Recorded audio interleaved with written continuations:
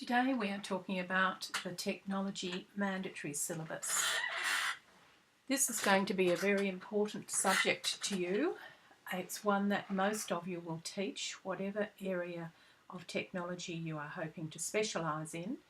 This is a mandatory subject that is taught to all students, and so usually all the staff in the TAS department are involved in technology mandatory. In most schools it will be taught in years 7 and 8.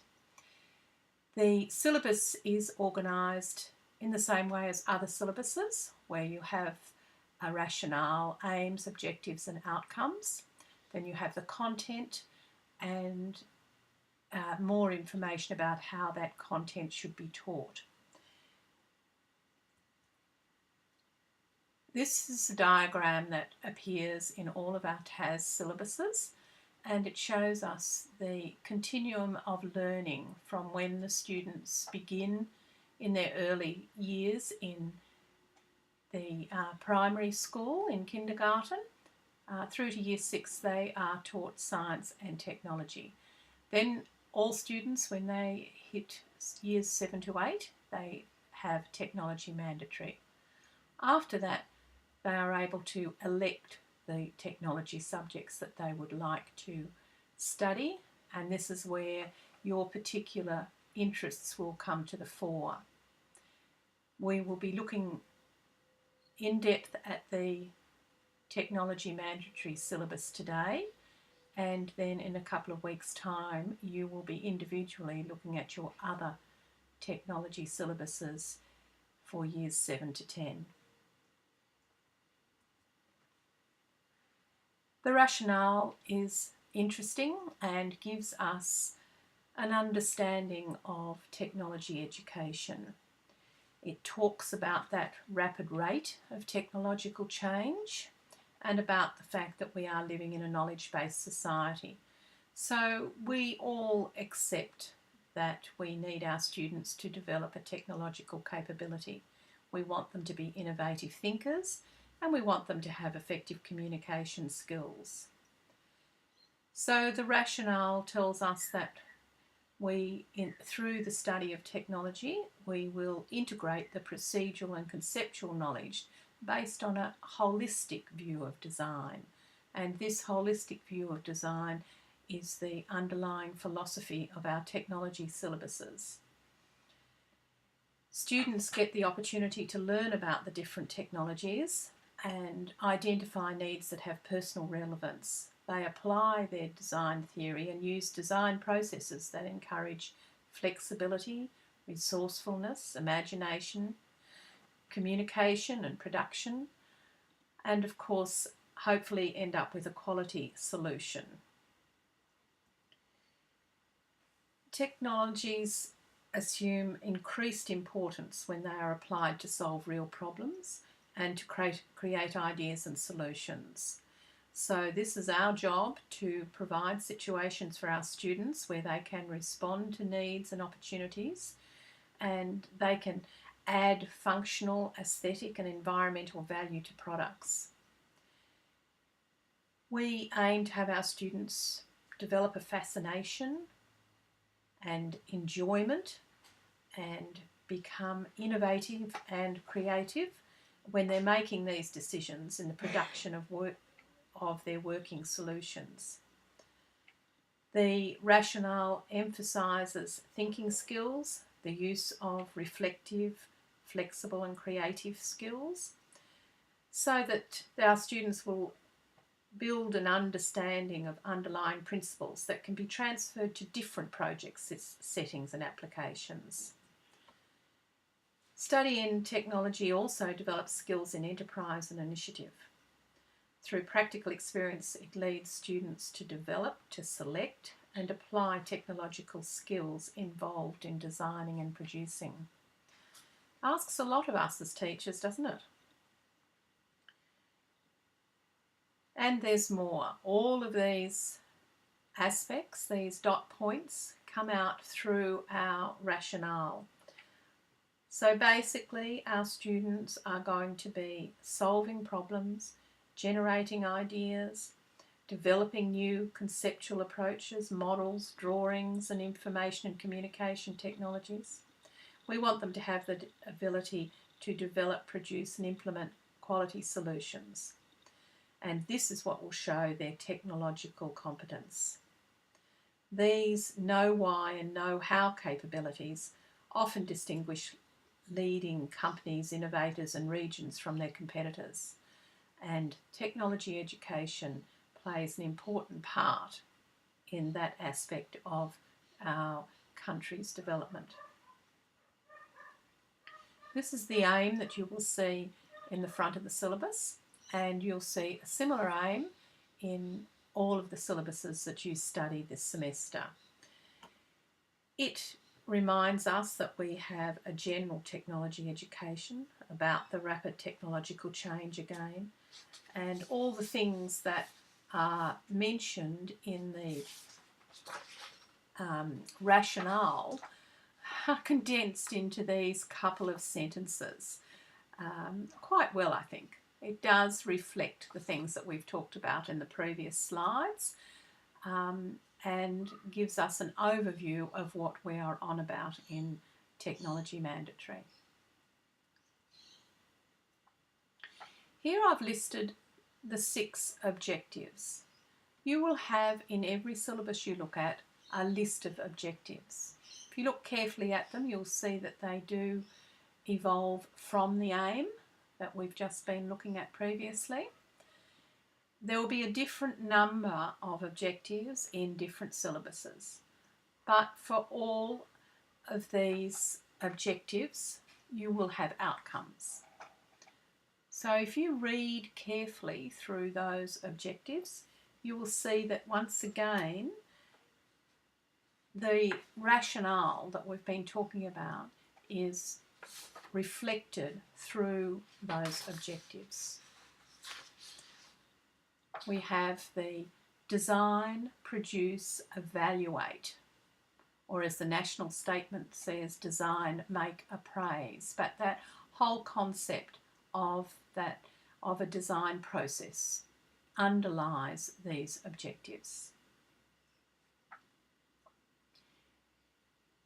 You will notice that in Objective 6 that it talks about evaluating and reflecting. These are important skills that we need to develop in our students. Of these objectives, you will see that there is far more to this subject than just the development of a skill to make a product. That we are about design processes, design theory, and we apply all of this to develop skills and understandings. At the same time, we need to always remember that we do want a quality solution. Now, these next slides are going to show us how the outcomes fit into our objectives. It is important when you're going to be studying a syllabus to read the rationale carefully, to look at the aim, and then to study those outcomes. Your role as a teacher is to understand the outcomes that you want to achieve. And these slides that follow show us the 6 outcomes and the 6 objectives with their outcomes that link to that particular objective. So in this instance, we're talking about Objective 1, knowledge, understanding and appreciation of skills in design processes, design theory and the work of designers. Then we have the outcomes, and the outcomes are what will impact on what we actually teach. So the students must apply design processes, describe factors, identify the roles of designers. They are the things that we are asked to consider in our lessons. Now, from those outcomes in the syllabus on page 20, you will also have a list of learn tos and learn abouts.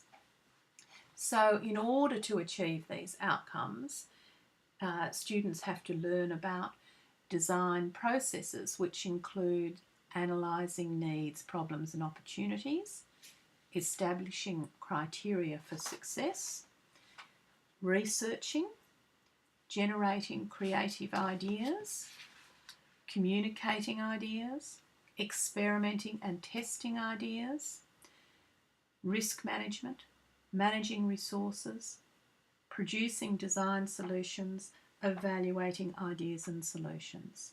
So I'm just reading a list that appears in the syllabus next to that particular outcome about applying design processes.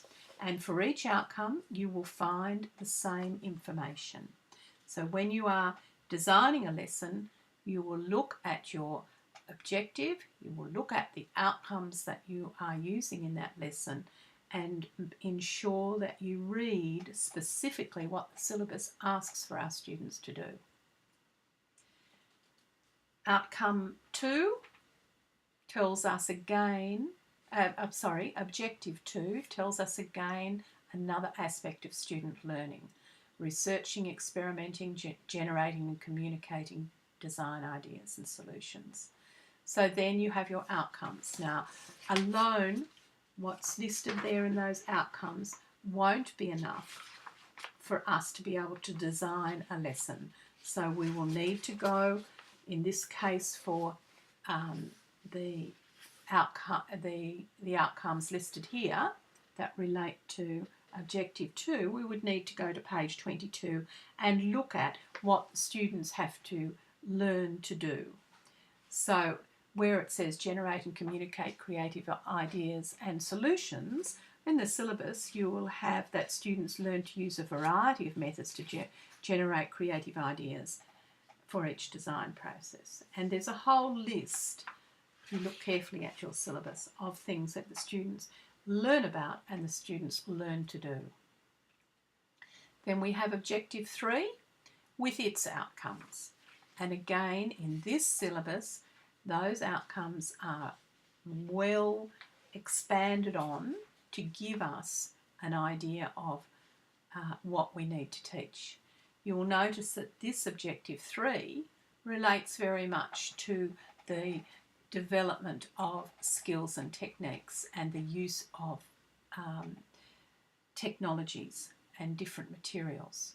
So that's the area that those of you who have been here for the last few years have been working on with John Barlow and Fiona, and in your other specific subject areas. You've been working very much in this area.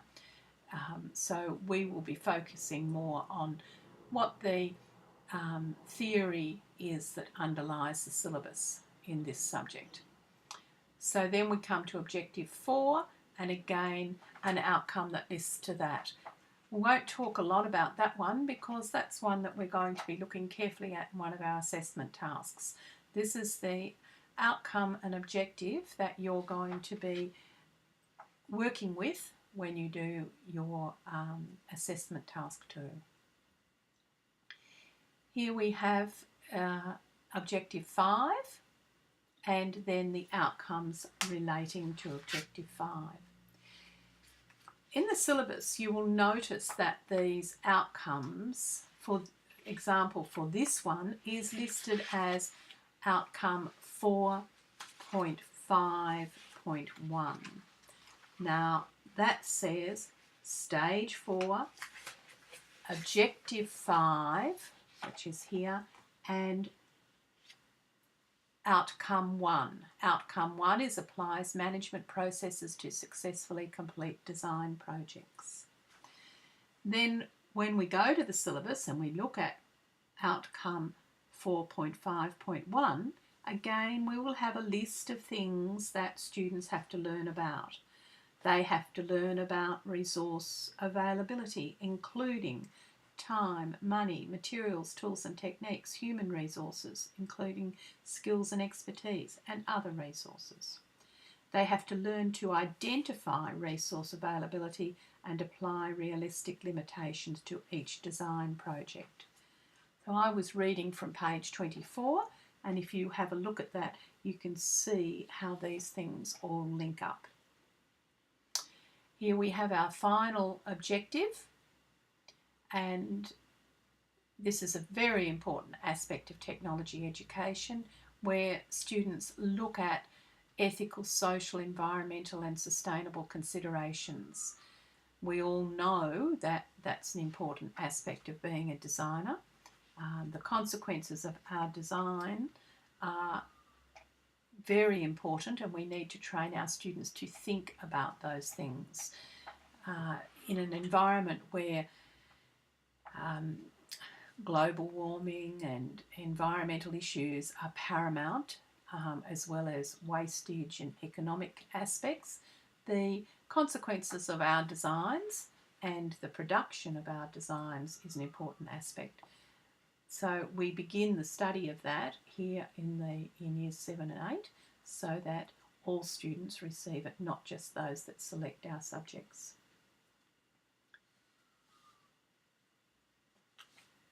Again, I must reiterate that those outcomes alone don't tell you enough. When you are looking at doing your teaching and you're given an outcome to be teaching to, perhaps this one applies appropriate evaluation techniques throughout each design project, don't just assume that you understand that outcome. I'm sure you do to a certain extent, but you must also study what the syllabus writers are expecting you to do. So ensure that you look at what students learn about and what they learn to do, so that you can make sure that you are meeting the syllabus requirements. This is set out very well in this mandatory syllabus and made easy for us. It's not so easy in the next few syllabuses you'll be studying. Now, moving further along and looking at the a summary of what we've seen in those outcomes and objectives. This is just a few sentences that focus on what this syllabus allows us to do. We must remember that we have the concept of sustainability. We need to teach our students procedures to test for appropriate materials. The syllabus also has that focus on a whole design process. We refer to it as a holistic approach. So all of the parts of a design process merge together in different ways. We integrate technologies. Although you may be focusing particularly on one particular technology in your studies here at uni or in your past experiences, you will find there'll be a whole range of other technologies that you will be bringing into your teaching. But the bottom line is we are developing reflective learners, lifelong learners, and we must focus on the student thinking, on the pedagogy that's going to be incorporated into our teaching of this syllabus. Content is always important. This diagram tells us, is taken directly from the syllabus and tells us about our content. The content is quite complex. You have areas of study, you have design projects, and you have essential content. That essential content is integrated into all of our design projects. So you can see that there's design-related content, and there's essential technology-specific content. And that content is linked into each of the design projects the students will do. These design projects are chosen from areas of study, and there are specific rules about those areas of study that I'll mention in a moment. But you can see from this diagram you've got built environments, products, information and communication.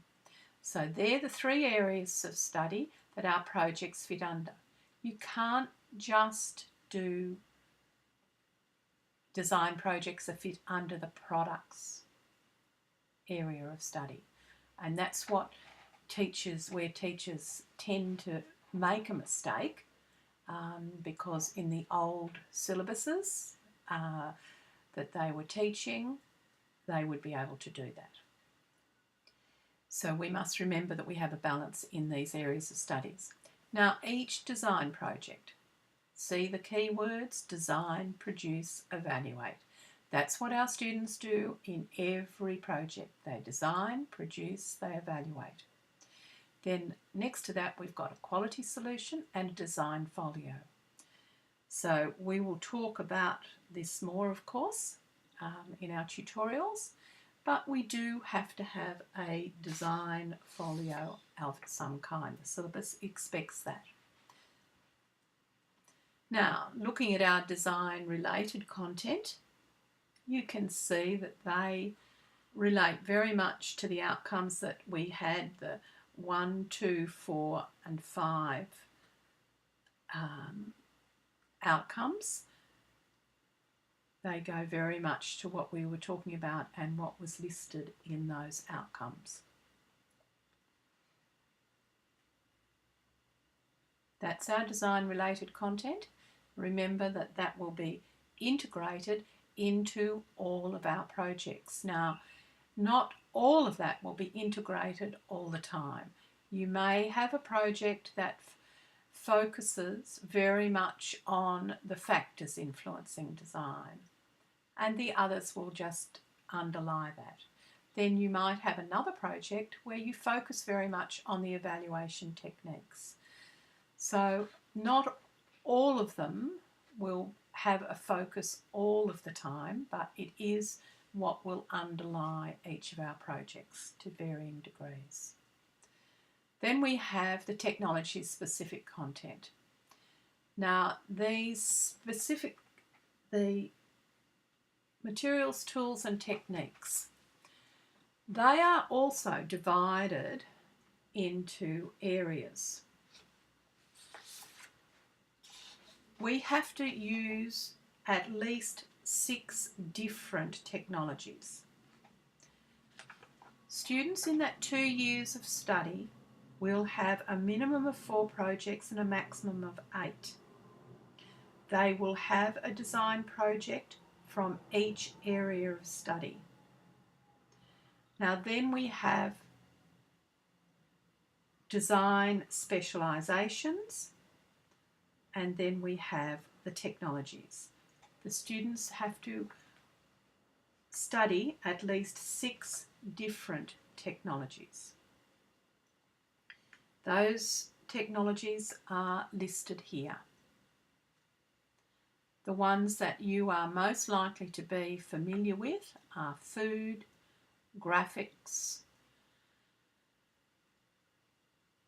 polymer, textile, timber. But there's a wide choice there that you can use.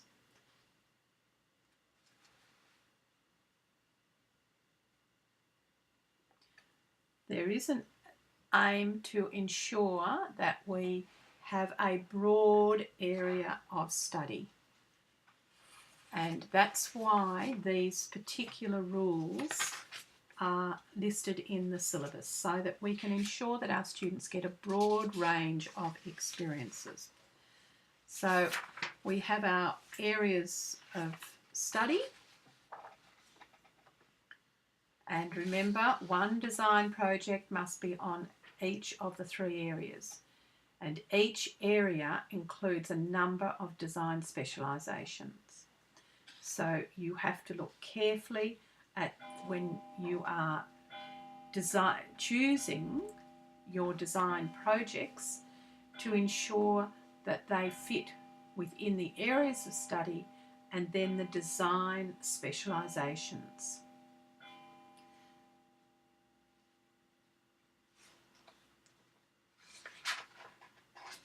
Sounds quite complex, and we are going to look more carefully at this, and you will need to spend some time reading about it in the syllabus to ensure that you understand that when you are developing your projects It is very carefully set out for you in the syllabus on page 15, where it goes through each of the areas of study and then talks about the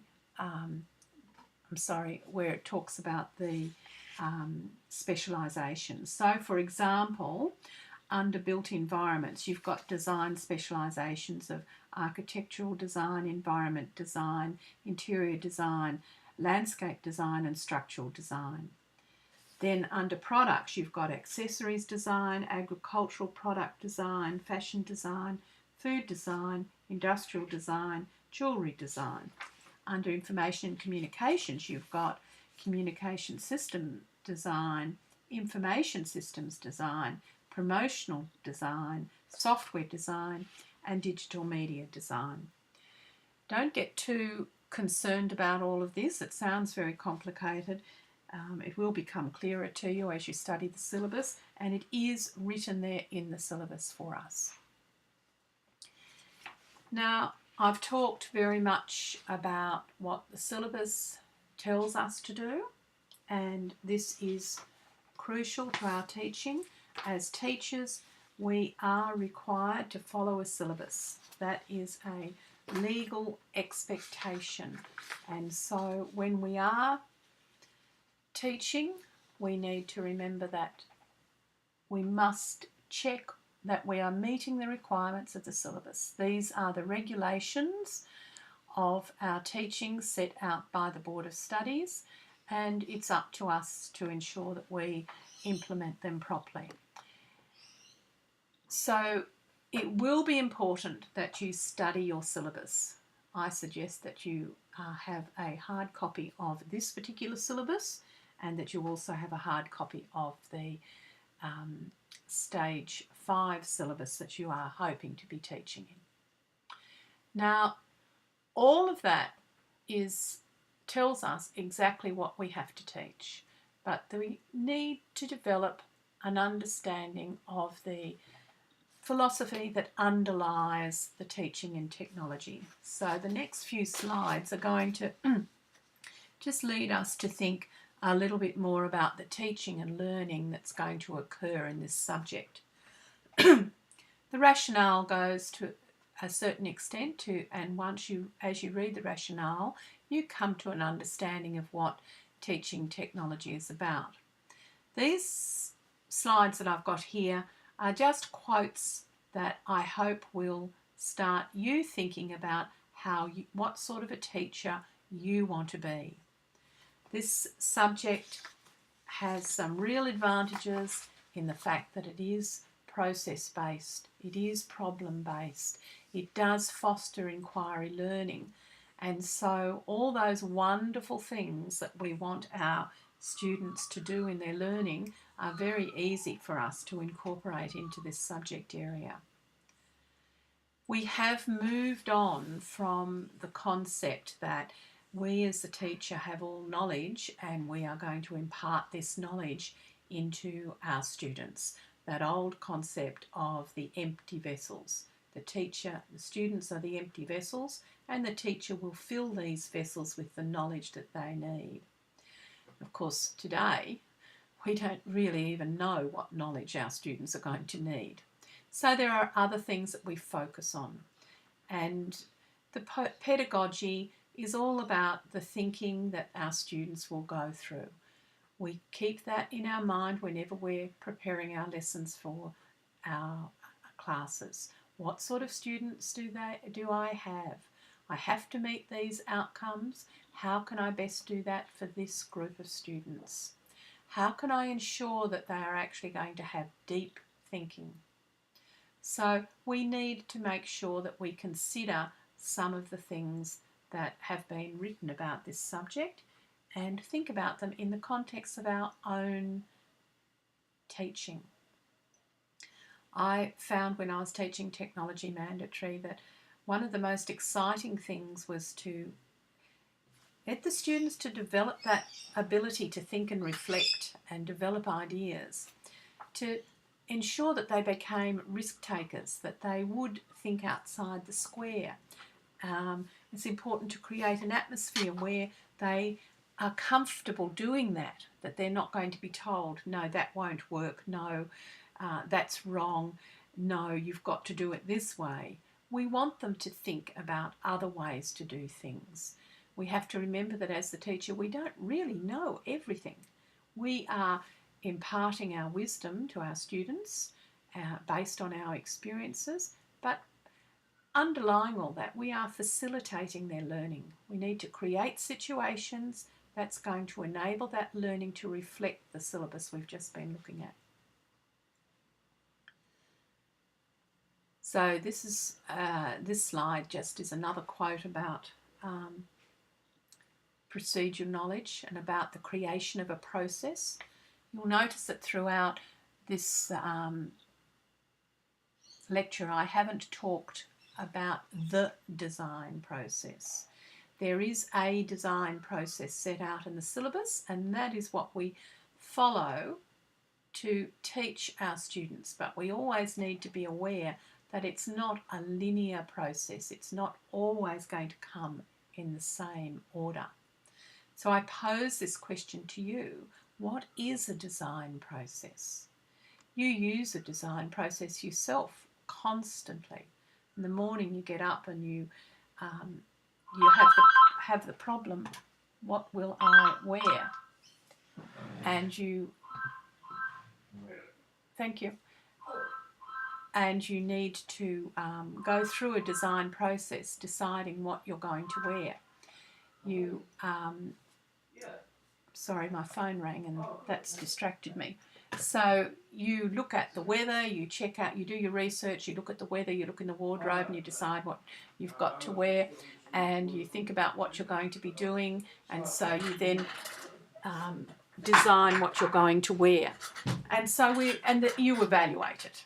And throughout the day, when you're boiling hot or you're far too cold, you're evaluating all the time too, and you learn from those mistakes that you make. But this concept of a design process is something that we use all the time. So it is a basic process that is very good for our students to understand. This is a diagram that the Department of Education has in one of its documents, and it's describing what technology curriculum and teaching is. So in the centre you've got that designing and producing, and then you've got around the outside,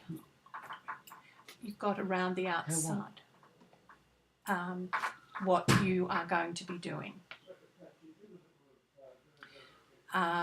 So you've got this exploring and defining the task, generating and developing ideas, producing solutions. And notice that is not presented in a linear way. These are just two images that I put in my textbook to try and explain to students that a design process isn't a step-by-step linear aspect.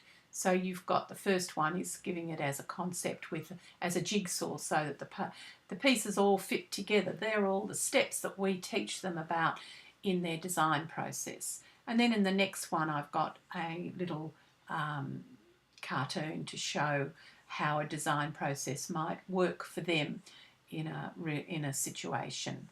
So that's another way of presenting a design process. Why do I focus on the design process? It does underlie everything we do in this subject. So here's another summary about how our technology can facilitate desirable learning. We want our students to be thinking, to be solving problems. At the same time, we want them to learn a set of skills. We want them to be good craftsmen, but we want them to also be risk takers, to be innovative, and to be reflective learners. This is, we want lifelong learners. We can't prepare our students for what they're going to do in their working life because we don't know yet what they're going to be doing. But we can prepare them with a number of skills that will help them in their thinking, in their solving problems, and gathering the information that they need to make informed decisions. So what is your vision for technology education? This is a quote that I picked out of a document that's put out by the Singapore Ministry of Education. Teach less, learn more. And I try to remember this when I was teaching. I would try and remember, yes, if I don't teach so much, my students will learn more. And I think we will talk more about this in our tutorials. Certainly at the moment in a lecture style, I am teaching or I am giving you information. It's not the best way for you to learn, but hopefully you have learned something today, and we will be talking more about it in our tutorials. So think about what your vision is for technology education, and I'll look forward to seeing you in our tutorial.